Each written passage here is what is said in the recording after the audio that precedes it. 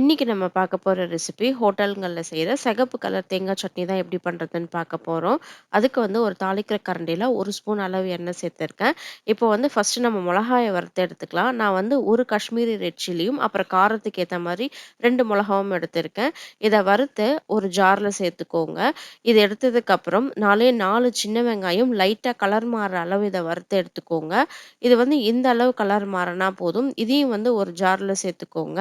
இது ஜார்ல சேர்த்துட்டு, ஒரு சின்ன பீஸ் அளவு இஞ்சியும் வந்து இது கூடவே சேர்த்துக்கோங்க. சின்ன கோலி குண்டு அளவு புளியும் சேர்த்துக்கோங்க. இந்த புளி சேர்த்துட்டதுக்கு அப்புறம் ஒரு 4 பல்லு பூண்டு சேர்த்துக்கோங்க. இது தோலோடவும் சேர்த்துக்கலாம். அப்புறம் 1/2 கப் அளவு தேங்காய் சேர்த்துக்கோங்க. இது கூடவே 1/2 கப் அளவு பொட்டுக்கடலையும் சேர்த்துக்கோங்க. அப்புறம் இதுக்கு தேவையான அளவு உப்பும் சேர்த்து, இந்த ஜார நல்லா டைட்டா மூடி, இது வந்து லைட்டா தண்ணி சேர்த்து சட்னி பதத்துக்கு இத அரைச்சு எடுத்துக்கலாம். இப்ப இத வந்து நம்ம அரைச்சு எடுத்துட்டோம். பாருங்க, இத மாதிரி அரைச்சு எடுத்துக்கோங்க. இத வந்து ஒரு பவுல்ல ட்ரான்ஸ்ஃபர் பண்ணிக்கலாம் நம்ம.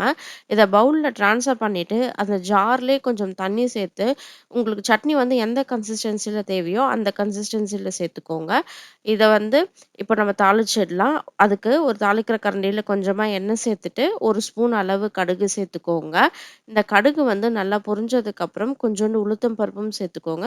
உளுத்தம் பருப்பு கலர் மாறுனதுக்கப்புறம், இதுல வந்து கருவேப்பிலை சேர்த்துக்கோங்க. உங்களுக்கு வேணும்னாக்கா, ஒரு காஞ்ச மிளகாவும் சேர்த்து தாளிச்சு போட்டுக்கோங்க. இத வந்து இப்ப இந்த சட்னியில சேர்த்துடலாம்.